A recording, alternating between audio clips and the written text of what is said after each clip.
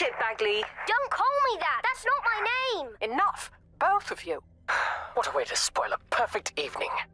The concerto really was lovely, dear. Can't believe we missed the cricket match for this. Sport will come and go, son, but knowledge, creativity, intellect, those things will stay with you forever. Yeah, Bagley. Brown noser! Ow!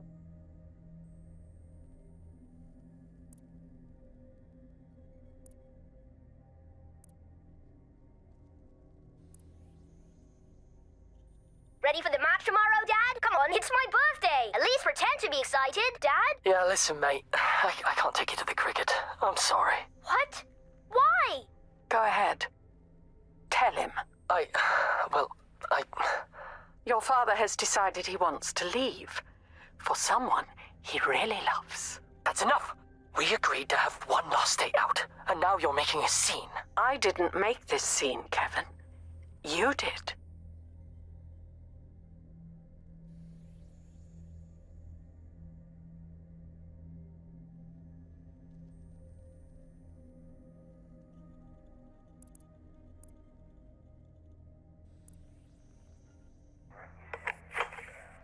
Fresh round, mate way. Arthur, Natalie, what are we toasting to this time?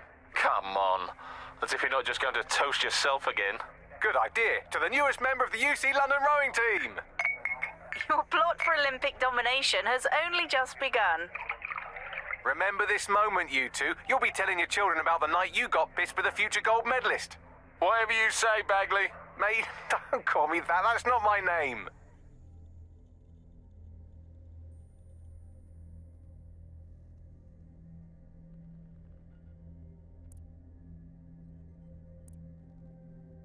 Why do I have a feeling we're not up here to reminisce? Right. I've been thinking a lot about your epilepsy. That's nice. My doctor stopped thinking about it years ago. I've had to give up so much because of it. Rowing, my mates, I'm sorry, Bradley. Wow. Look at you using my real name for once. I must be truly fucked. What if I told you I had something that could work? Never knew you were funny. I'm not. It's a tech we're developing. It's early stages, but have you ever heard of neural mapping? No. Here, let's go to my lab. I'll show you. Lead the way, Sky.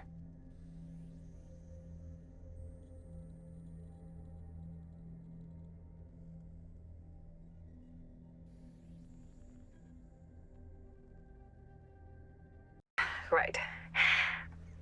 I've been thinking a lot about your epilepsy. That's nice. My doctor stopped thinking about it years ago. I've had to give up so much because of it. Rowing, my mates, I'm sorry, Bradley. Wow.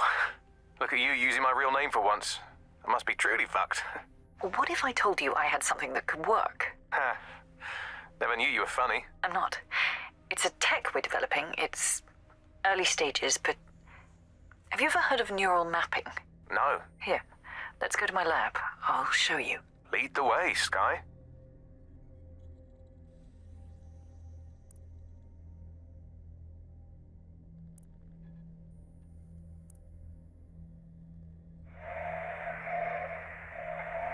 Come on, Bags. Push it. You're rowing down the Thames. Just shave 2 seconds off your time and... Bags? Bags? Oh, shit. Get the nurse. He's having a seizure.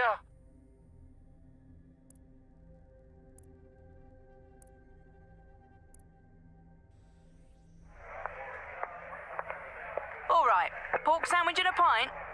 And a strawberry shortcake with extra strawberries. There you go, love.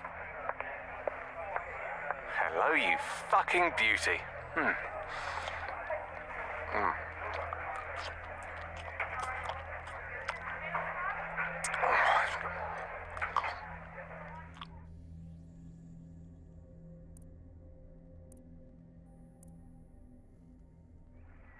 Look at you. Rowing again. I know. I'm due for another treatment next week.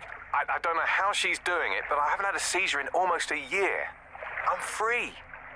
I'm so happy for you, Bags. Not even that stupid nickname can ruin my mood, so go on, wear it out. So, are we really going to make a go of this? I'm ready for the rest of my life, Arthur. And I want you to be a part of it.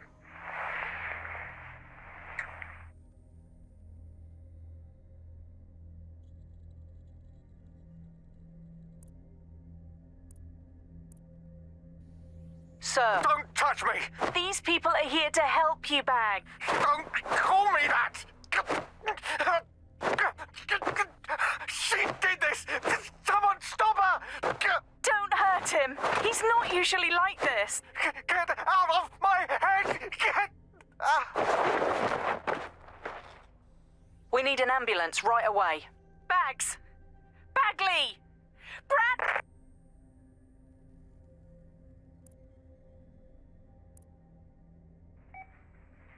As far as we can tell, your brother's dealing with early onset dementia. The condition is in line with the kind of violent outburst he had at the British Library. Now we can keep him and monitor his progress. Thank you, Doctor. May I have a moment? Of course. You listen to me. I don't care what it takes. No brother of mine is going to waste away in some hospital. I've had enough of this. These little scribbles that we make, they're not enough. What do? They denounce the tyranny. Like fuck they do. Hidden up here, no one gives a fuck about what we have to say. Yeah, it was fine when we didn't know what else to do, but you've seen the news. DeadSec is back. They're out there doing real things, taking action. What? You want to join DeadSec now? I'm not saying that.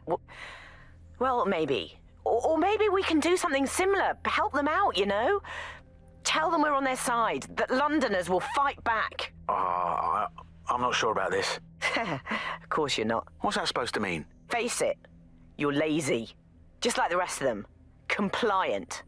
I am done being bullied. You should wake the fuck up. Life isn't all glitter and daisies, you know. Fuck off. Gladly.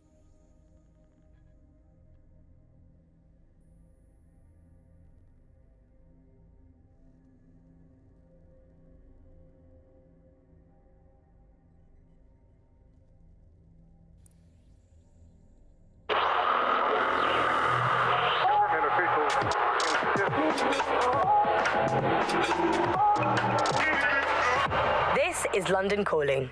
I'm Tash, and you're listening to Buccaneer, your source for what they don't want you to know.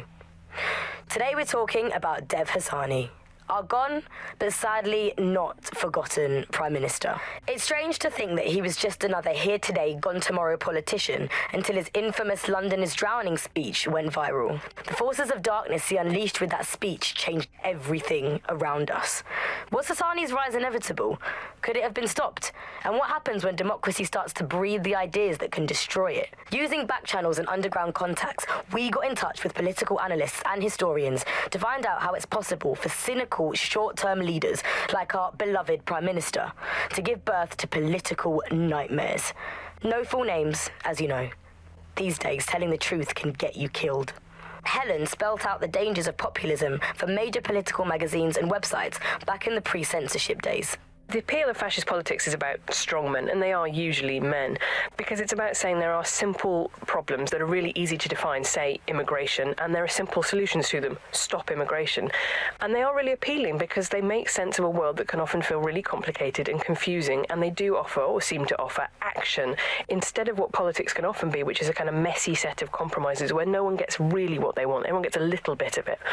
And that's the problem, really, is you end up in a situation where it looks like someone is going to do something incredible and transformative, but of course either it never really delivers, or it delivers at a huge cost to, for example, dehumanizing people. And I think you see that in the rhetoric around immigration. If you say immigrants are a problem, we're going to stop them, it's a legitimate political stance for a country to want to control its borders, but the way that that's done can often end up being very cruel and inhumane, because what you have said is immigrants specifically are the problem.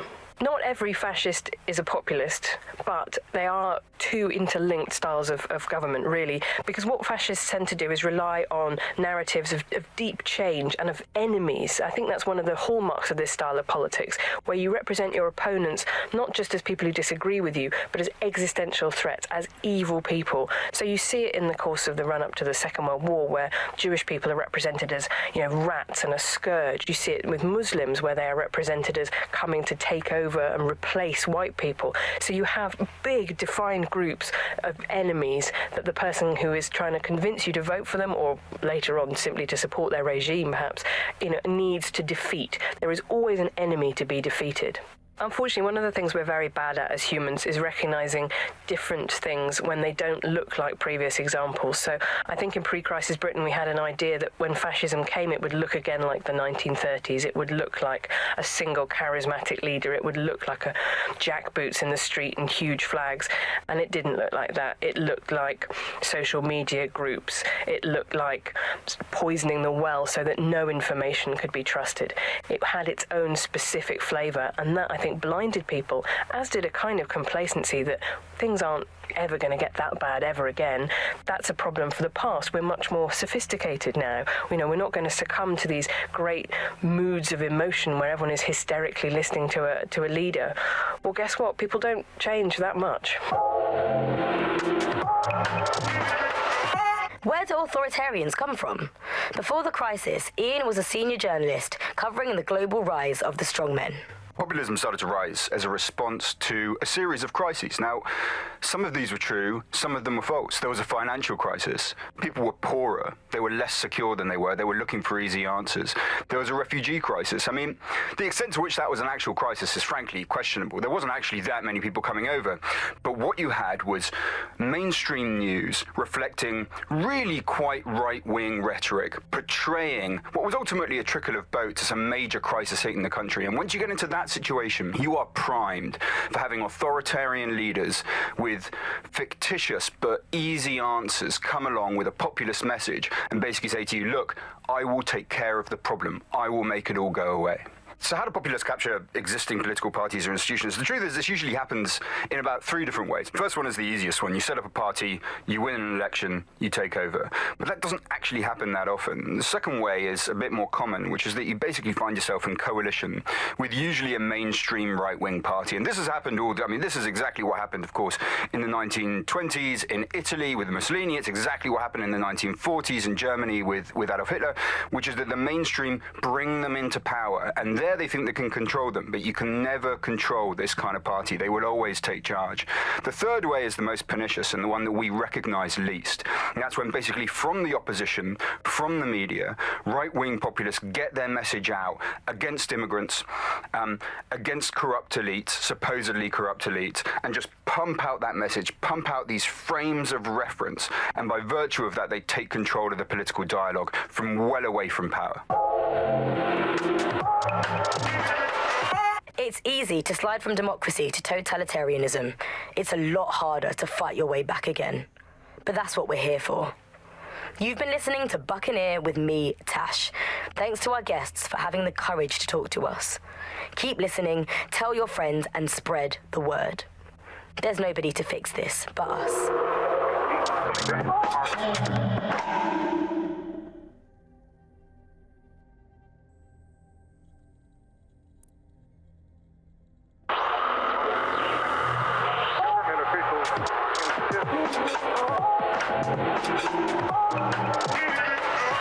This is London Calling. You're listening to me, Tash, on Buccaneer, your source for what they don't want you to know. This time we're turning our focus back on the media to look at my former employer, the GBB. As we know, the broadcaster has been through a lot of changes since the Hassani government gave in to pressure from his corporate backers and privatised the corporation. Today, the GBB is a shadow of its former self. It's become a tool used by the government to circulate fake news and misinformation. So how did we get here? Where did it all go wrong? How can we tell when our national media has become state propaganda? Our experts speak on conditions of anonymity for their own safety. Here's disinformation and media expert Charles, who's seen free broadcasters built up by journalists and torn down by demagogues all over the world. So before the media fragmented, there was this voice of authority that was trusted and worthy of trust. Then what we ended up with is a really commercial model where whether you're talking about an app on a smart device or whether you're talking about a broadcaster, the most important thing was to keep you in that environment for the longest amount of time possible. because that meant money in their pocket. And in order to do that, a couple of things happened. One was the use of manipulative techniques around behavioral economics, things that would just keep you scrolling or keep you listening or keep you looking for more information. The second is that kind of environment favors sensationalism. And so you got more sensational headlines and more sensational stories, and it didn't matter whether they were true or not. It just kept people in, and it kept them in the loop. So we ended up in a situation where nobody trusted anything, and nobody believed anything at all. And that is the perfect environment for an authoritarian voice to come in and say, no, wait, we are the truth. So the ground for this environment really got created when we had suddenly authoritarian politicians everywhere, and anything that threatened them or they disagreed with, they would call it disinformation. That's disinformation, that's fake news.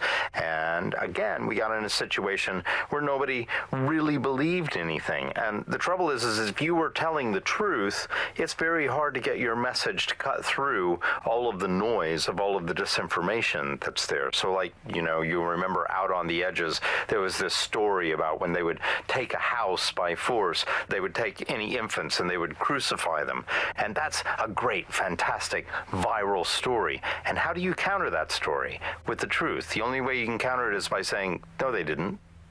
And of course, no one wants to spread that story. No one wants to hear that story. They want to hear the sensationalism. They want to hear how people were victims of violence when in fact they weren't, or they were victims of insurgent forces when in fact they weren't. The news isn't neutral, it's a battleground. Here's media researcher and academic Alfie.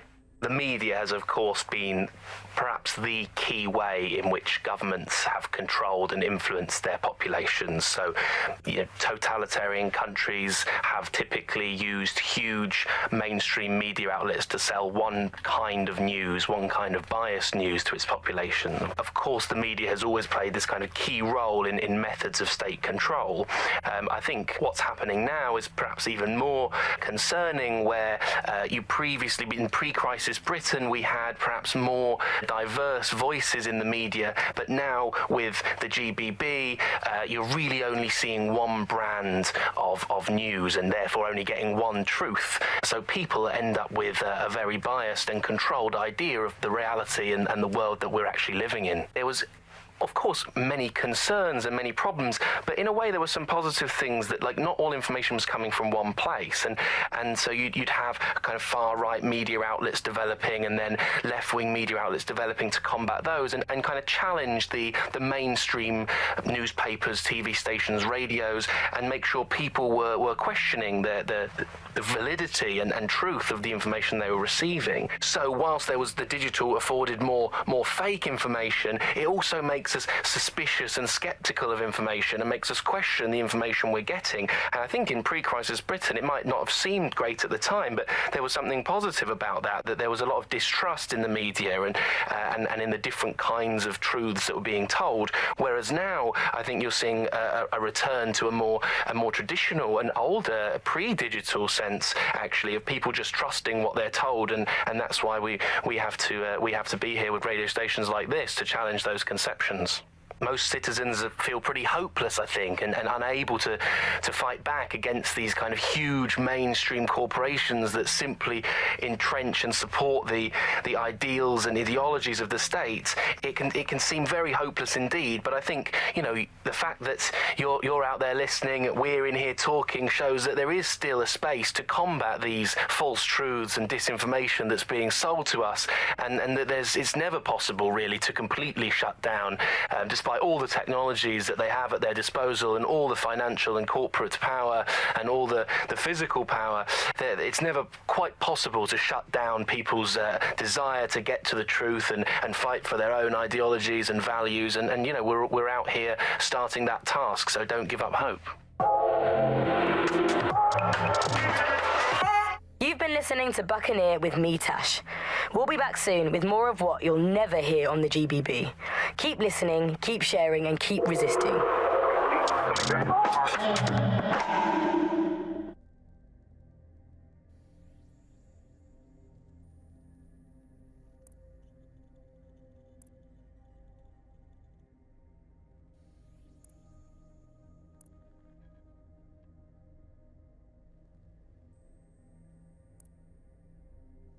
I'm Claire Waters, and we've been discussing the hacktivist, now alleged terrorist group, DeadSec, on this week's Buccaneer Radio.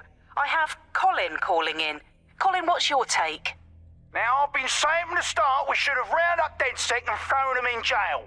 Now, I'll say they should all be lined up and shot. You don't find it awfully convenient that they've been fingered as the attackers, but we've seen no proof? Look at Tone! Look at our city! What more proof do you need? Well, Colin, I'd say you have to look at their history of non-violent action. Albion's put more civilians in the hospital in the past few months than DeadSec ever has. I smell a scapegoat. Now I have Emily calling in. Emily, what's your take? You're absolutely right, Claire. The government's just framing DeadSec because they want to make it seem like they have this under control. They probably have no clue who was behind the bombings. But that doesn't look good on the news, does it? DeadSec's been a thorn in their side. Who better to pin it on? Angie, I have you next. What do you make of all this? I think, if anything, DeadSec showed their true colours. It's terrifying to think we harboured such a dangerous element for years. Terrorists in our own backyard. Do you find DeadSec more frightening than the different gangs in London like Clan Kelly? Clan Kelly might set your shop on fire and maybe they'd kill you, but even they wouldn't try to blow up all of Parliament. Next I have Crypto King. Do you feel safer using a pseudonym? Everyone should. Why make it easier for them to track you? And now we've seen what they're capable of and how far they're willing to go. Hold on. Do you mean the government? Are you suggesting the government was responsible for the bombings? Oh, trust me, Claire. They didn't do it alone. They're all in on it. The government, Albion, Sirs, Bloom, Sky Bloody Larson, and all the way up to Downing Street. They want to keep us scared, harness us with mind control, suck every last ounce of usefulness out of us, and even in death they'll sell off our bodies. And what do you suggest we do, Crypto King? Go underground. Deep enough, no electric signal can get you. It's the only way. Well, thank you to all of our callers today, and thank you for tuning in and scouting for the truth along with me. Next week, Buccaneer Radio will be diving into the Albion Corporation. Just who are these men and women being paid lucrative amounts for the city's defence? Are they protecting us? Protecting London? Or someone else's interests? See you next week, fellow pirates. Claire Waters, out.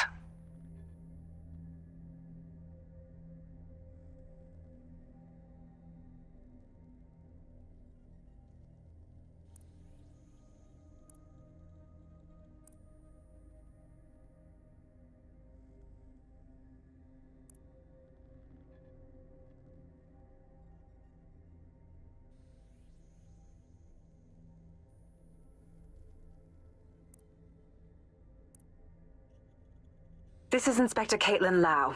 Well, former inspector now. Since Albion's coup, the Met is no more. The police brass had already buried the evidence anyway. Everything implicating Albion and Clan Kelly in the bombings. But I know Mary Kelly's band of twats were involved, and they're involved in other crimes we can look into. Me and a few good mates are willing to go off book, going after Mary Kelly again. I'll never fucking learn, will I?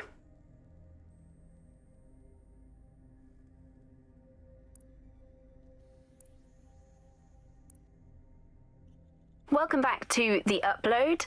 Today we're talking about cryptocurrency. Crypto now seems like it's been around forever, but it's really quite a new invention. Were you an early adopter? I was one of the first that was in this market. That seemed to be a new way of financial transactions, a new way of money. It's something that we could completely reinvent and change some of the legacy financial systems around the world and really give power back to the people. Yeah, it was a real shift in the way that the world works. Let's recap the basics.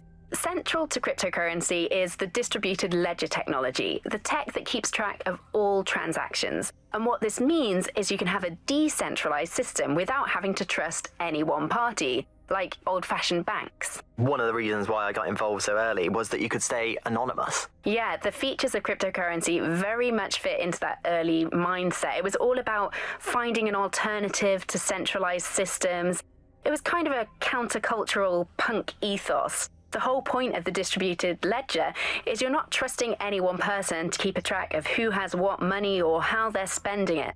It's all out there in the open for anyone to see, and yet you can remain secretive. But not everybody now wants to keep up this crypto legacy. They don't share this attitude anymore. We've seen institutions, businesses, even governments experimenting with crypto, which doesn't really fit into its original radical counterculture mold. Yeah, it's kind of weird today to think of people not using cryptocurrency. It's so mainstream now. You know, I'm almost nostalgic for the feel of cash. Good old-fashioned paper and coins. First they changed the paper notes to plastic notes, and now it's just all digital. There's nothing to hold on to. It was great just to be able to have a little bit of money to carry around with you. I think the turning point in the UK really came a few years ago when the pound dropped 10% over just one season. People living off grid started using crypto, and just as everyone was losing faith in the pound, they were gaining it in cryptocurrency, which turned out to be much more stable. Kind of the opposite to what people thought in the beginning. And then, of course, there was the recession. It didn't take long for startups to see an opportunity in this new way of doing finance. A lot of traditional money was converted to crypto, and it really shook up the financial sector. Can you remember when they first introduced crypto cash points? That was really sneaky. It was a classic startup behavior. They just installed them everywhere. No consultation with the government, no approval or anything. But people immediately started to use them. Yeah, it kind of reminded me of how Bloom put out the Optic. They just made it free and flooded the streets with these devices. Suddenly, everyone had them. If there's this great option of tech, people are just going to start using it, no matter the cost. Parliament actually tried to put a stop to the cash points, but people were using them so much already. There was outrage. I mean, some parts of London were already using crypto as their primary currency by then. And now, apparently, or at least in theory, crypto is illegal. Yeah, in May this year, economists found that crypto was being traded more than the pound, and banks were not happy. They basically forced the government to ban cryptocurrency in a last-ditch effort to save the pound. But it's not like that's worked. People are still using crypto, and it's been pushed further, deeper underground. Things used to work fine with crypto, and it was just a peer-to-peer sharing economy-style system. Now it's all on the dark web and wrapped up again in organised crime. Yeah, if you want to make something thrive on the black market, just make it illegal.